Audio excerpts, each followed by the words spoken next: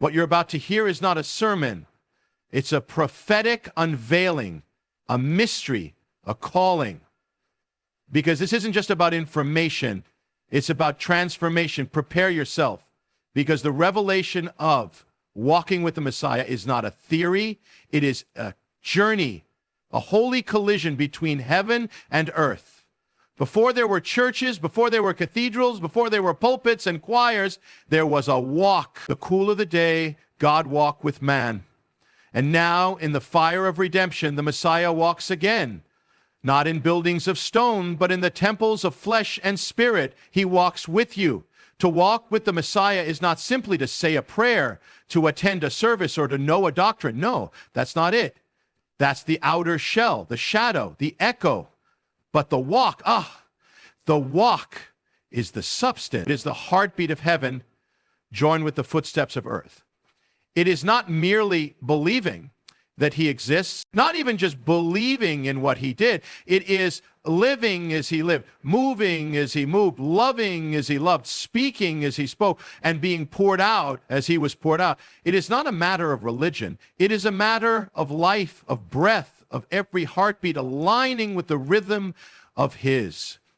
The great deception of modern faith is that you can believe and yet not follow, that you can proclaim his name and yet walk your own path, that you can wear the label of disciple and still be ruler of your own kingdom. But when Messiah called the fishermen, he did not say, stay there and believe in me. He said, come, follow me. He called them to leave behind their nets, their livelihoods, their comfort zones, their identities, to enter the unknown, to live in the now, to move with him wherever he went. That's the walk. To walk with him is not passive. It is not stationary. It is not a Sunday morning ritual or a midweek study. It is a journey, a movement, a continual leaving of the old for the new, a daily dying and a daily rising. You cannot walk with the Messiah and remain in the same place, because he never stays still. He is always moving toward the broken, the lost, the hurting, the hungry. He is the shepherd who leaves the 99. He is the lamb who climbs the hill of sacrifice. He is the wind that blows where it pleases. To walk with him is to be carried by that wind, to let go of control, of security, of self, and to move as he moves. And the walk is not neat. It's not tidy. It doesn't fit into a box. It will disrupt your plans. It will overturn your comfort. It will challenge your logic, because the walk is holy, and holiness always breaks the mold. When you walk with the Messiah, you become like the disciples who left everything. You walk out of Egypt. You pass through the wilderness. You climb the mountain. You enter the unknown. But in doing so, you find the mystery. You find the miracle. You find him. He never said it would be easy, but he said, I will be with you. And that changes everything. It means that in every valley, he walks beside you. In every storm, he stands with you. In every fire, he surrounds you. The walk may cost you the world, but it gives you eternity. It may strip you of what is temporary, but it clothes you in what is everlasting. So don't just believe, walk. Don't just know about him, know him. Move, follow, surrender, step out of the boat. Step into the mystery. Let your life become a journey, a living scroll of the one who walks with man once more. When you walk with the Messiah, you must understand something vital. It is not the path of least resistance. It is not paved with ease, nor lit with applause. No, it is the narrow path, the ancient path, the path of the prophets and the disciples and the martyrs. It is a journey marked by wilderness, by valleys, by fire, and by thorns. And yet, though it is not easy, it is glorious, because it leads to something eternal, something weightier than gold, something far beyond the reach of this world. The walk of the Messiah never promises comfort, but it always promises presence. He does not say, I will make the way smooth, but I will be with you on the way. When he called his disciples, he did not lead them into palaces. He led them into storms, into persecution, into trial, and yet into transformation. Peter had to walk through the night of denial before he stood in the boldness of Pentecost. Paul had to pass through shipwrecks and prisons before he touched nations. And Messiah himself, he walked through the Garden of Agony, the courtyard of betrayal, the hill of crucifixion, before rising in glory. That is the pattern. That is the revelation. The journey with him will test you. It will refine you. It will strip away what is false and reveal what is true. You will walk through seasons where you do not understand, where heaven is silent, where prayers feel unanswered. But listen closely. Those are not the signs of absence. They are the signs of depth. For in the darkness, faith is forged. In the silence, trust is pure. In the fire, the gold is revealed. The world walks by sight, but the disciple walks by faith. That means there will be moments, many moments, when the road makes no sense to the natural eye. But you do not follow the road, you follow the one who walks it. He knows where he's going even when you don't. He sees the end from the beginning. He knows what lies beyond the bend, the valley, the wilderness, and every valley you pass through. He has already passed through it before you. But know this, the trials are not in vain. The struggles are not without purpose. Every storm, every tear, every moment of pain is used by the hand of the potter to mold you, to shape you, to prepare you for the glory that waits. For just as the Messiah went through the cross before the crown, so too will you walk through the testing before the triumph. And do not be discouraged by the wilderness. Do not turn back in the valley. Do not fear the fire. For it is through these very places that the Messiah reveals himself more deeply than ever before. And it is through these paths that you are led to something greater, something eternal.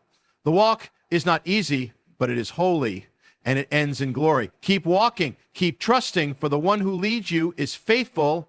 To walk with the Messiah is to walk against the current of this world. It is to go upstream when the masses are going downstream. It is to turn right when the world demands you turn left. It is to live not by the voice of culture, but by the whisper of the Spirit. The walk is not one of compromise. It is a radical call to leave behind everything that does not align with him.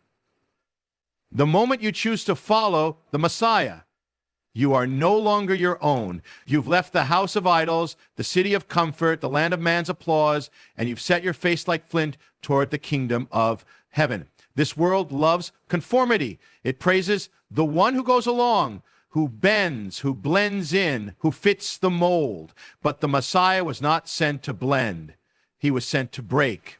He overturned the tables. He confounded the scholars. He spoke truth when lies were safe. He touched the untouchable, loved the unlovable, and challenged the powerful. And he said, follow me. So how can one follow the Lamb and still walk in step with the crowd? You can't. The walk with him demands separation. It is the call of Abraham, leave your father's house. It is the stand of Moses, refuse to be called the son of Pharaoh's daughter. It is the cry of the prophets, come out from among them and be separate. And it is the cry of Messiah himself, deny yourself, take up your cross, and follow, not halfway, not part-time, not with one foot in the world and one in the kingdom, but fully, completely, without turning back. To walk with the Messiah is to walk the narrow path, the one that few find.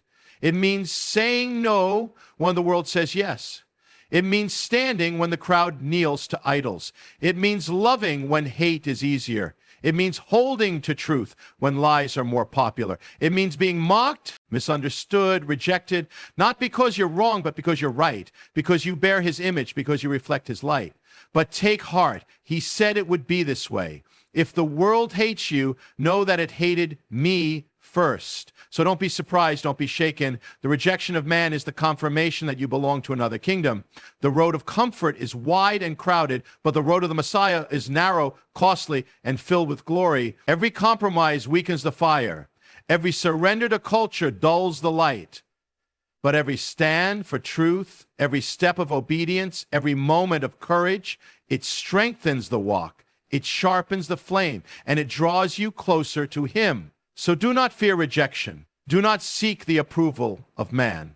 The world did not call you, and the world cannot crown you. You were called out, set apart, chosen. So walk boldly, walk righteously, walk in the footsteps of the one who chose the cross over compromise, for in the end, it is not the crowd that will stand with you, it is the King. When you walk with the Messiah, you don't walk on stages of gold or along red carpets. No, you walk on dirt roads, through hidden places, through forgotten towns and lonely paths. He didn't choose palaces. He chose stables. He wasn't born in Rome. He was born in Bethlehem. Small, unnoticed, prophetic. He walked not among kings and nobles, but among fishermen, tax collectors, lepers, and sinners. Because the glory of God doesn't need a spotlight. It shines brighter in obscurity. His path isn't marked by the applause of man, but by the presence of heaven. If you want to walk with him, then understand this. He will lead you into places where your name is not known, where the crowd does not gather, and where the cameras do not follow. He will lead you into quietness, into hiddenness, into the wilderness. But it's in those places that the greatest work happens. It was in the wilderness that Moses encountered the fire. It was in the caves that David was shaped into a king. And it was in the desert that the Messiah overcame the enemy. The hidden path is not the lesser path. It is the holy path. He walked in Galilee, far from the religious elite in Jerusalem. He chose the broken over the beautiful, the outcast over the celebrated, the unclean over the untouchable. Why? Because he didn't come to be lifted up by man, but to lift man up to God. And he still walks that way. He comes to the margins. He visits the prisons of the soul. He steps into the houses of shame. He enters the lives that the world ignores. And if you walk with him, you will go there too. The walk is not about status. It is not about building a name for yourself. It is about losing your name in his. The more you follow, the less you need to be seen. The more you walk with him, the more you become content in the hidden place, because there in the secret is where the oil flows. There in the quiet, the roots grow deep. There, without the distractions of fame or favor, your heart becomes pure, undivided, surrendered. The Messiah didn't avoid rejection. He embraced it. He was despised, he was mocked, he was misunderstood, he was hated, not because he did wrong, but because he lived right. And if you walk with him, the same may happen to you, but take joy in it, not sorrow, for it means you are truly walking his path. You are sharing in his suffering and thus will share in his glory. So choose the narrow way. Walk in the hidden path. Let the world chase fame, you chase faithfulness. Let others pursue platforms, you pursue presence. For when you walk with the Messiah, even the dirt road becomes holy, even the shadows glow with light, and even the obscurity becomes filled with eternal purpose. Don't seek to be seen, seek to be faithful. And the one who sees in secret will reward you with treasures the world can never touch. The destination is not a place. It's not a city, a goal, a ministry, a platform, or even a dream. The destination is a person. The walk with the Messiah is not about getting somewhere. It's about being with someone. From the very beginning, he never said, go over there and I'll meet you. He said, follow me. He is the road. He is the end. He is the journey, the purpose, the fulfillment. And until you realize that, you'll keep walking with your eyes on the wrong horizon. So many walk in search of blessings. They follow for breakthroughs. They walk hoping to arrive at healing, success, peace, or favor. But those are not the destination. They are gifts along the way. The real treasure is not what he gives. It is him. He is the pearl of great price. He is the treasure hidden in the field. And to find him is to find everything, but to miss him, even while gaining the world, is to lose it all. When the disciples followed him, they didn't know where they were going. He didn't hand them a map. He didn't promise comfort. He didn't guarantee safety. But they walked. Why? Because he was with them. And when he was there, it was enough. Whether they were by the sea, in a storm, on a mountain, or in a garden, it didn't matter. The presence of the Messiah made every place holy. It turned boats into sanctuaries, deserts into classrooms, and even a cross into a throne. If your goal is a destination, you will become frustrated when the path doesn't look the way you planned. But if your goal is him, you will find peace even in the detours, because every step becomes sacred when you walk with the King. Every valley becomes a meeting place. Every trial becomes an altar. Every delay becomes a divine appointment. You may not understand where you're going, but if you're with him, you're never lost. He is not just the guide. He is the way. He's not only the teacher, he is the truth. He is not just the one who leads to life. He is the life. So don't walk for the promise, walk with the promiser. Don't seek the land, seek the Lord. For when you have him, you have everything. The journey will change you. not because of where it takes you, but because of who walks it with you. His footsteps sanctify the path. His voice shapes your spirit. His presence becomes your compass. And the more you walk with him, the more you become like him. So let go of the need to control the route. Release the demand for answers. Stop measuring the distance to your dream. Instead, fix your eyes on the one beside you. And know this, the closer you are to him, the closer you are to your true destination. The goal is not there. The goal is him. Walk with the Messiah, and you've already arrived. To walk with the Messiah is to walk in transformation. You cannot walk with him and stay the same. Possible, his very presence changes everything it touches. He speaks, and the dead rise. He touches, and the leper is made clean. He enters a house, and darkness flees. So how could you, dust and clay, walk with the King of Glory and not be changed? The walk is not about maintaining your life. It's about being remade. To follow him is to enter the fire, not to be destroyed, but to be refined. The Messiah does not just lead you to blessing. He leads you into the furnace. He leads you into the wilderness, the pressing, the crushing, not to break you, but to rebuild you, not to end you, but to birth something eternal within you. He takes the fisherman and makes him a fisher of men. He takes the tax collector and makes him a gospel writer. He takes the persecutor and makes him the apostle to the nations. That's what happens when you walk with him. Your story is rewritten. Your past loses its power. Your identity is no longer chained to what you were, but released into what you were always meant to become. But it doesn't happen in a moment. It happens step by step. As you walk with him, something begins to shift. The things that once pulled you begin to lose their grip. The desires that once ruled you begin to fade. The pride that once stood tall begins to bow. You begin to talk differently, think differently, see differently, love differently. You begin to carry his fragrance. You begin to echo his words. You begin to resemble him. This is the mystery. The more time you spend in his presence, the more you begin to reflect his likeness, like Moses, whose face shone with glory, not because he tried, but because he dwelt. And so it is with you. The world says change by effort, but the kingdom says change by abiding. It's not your striving that transforms you. It's your nearness to him. And he will confront what needs to be confronted. He will not leave you in your chains. He will not let you stay in Egypt. He will call out the idols, the pride, the fear, the compromise, not to shame you, but to free you, because he loves you too much to let you walk with him and remain bound. His goal is not to make you a better version of you. It's to make you a reflection of him. So if the road gets uncomfortable, rejoice. If the path exposes the hidden places of your heart, don't run, surrender. Because every revelation leads to restoration. Every breaking leads to building. And every step with him takes you further from who you were and closer to who you were always meant to be. You're not walking in circles. You're being transformed. You're not the same. You're being shaped by glory. This is the journey of those who walk with the Messiah. Transformation, step by holy step. To walk with the Messiah is to walk toward eternity.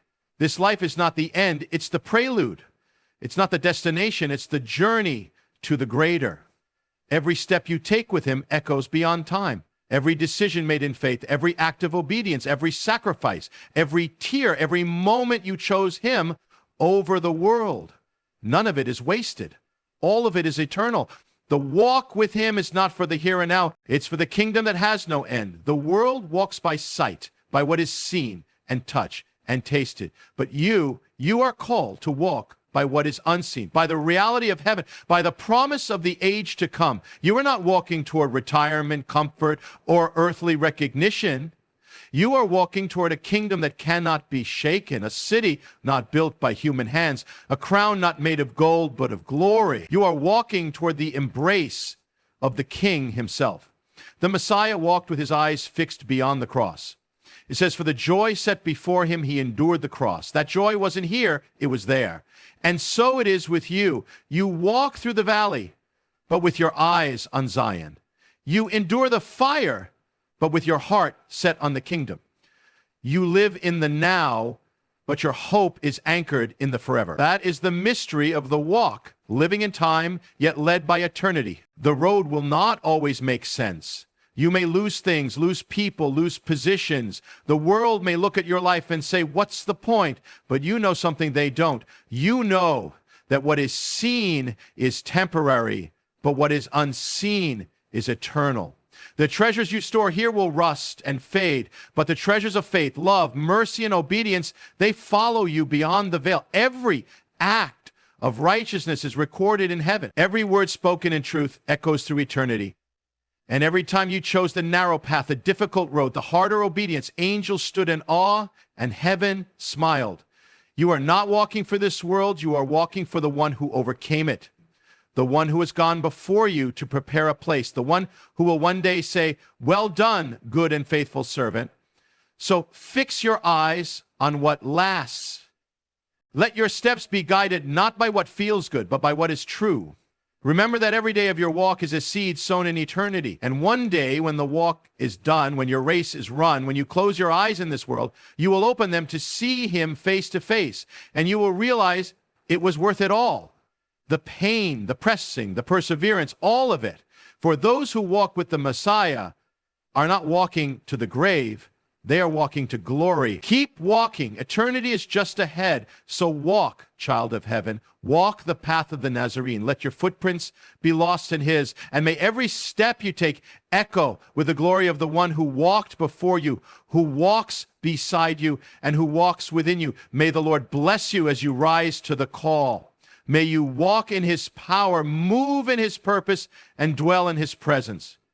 Thank you for joining this journey. Shalom. And may the mysteries of heaven unfold with every step you take.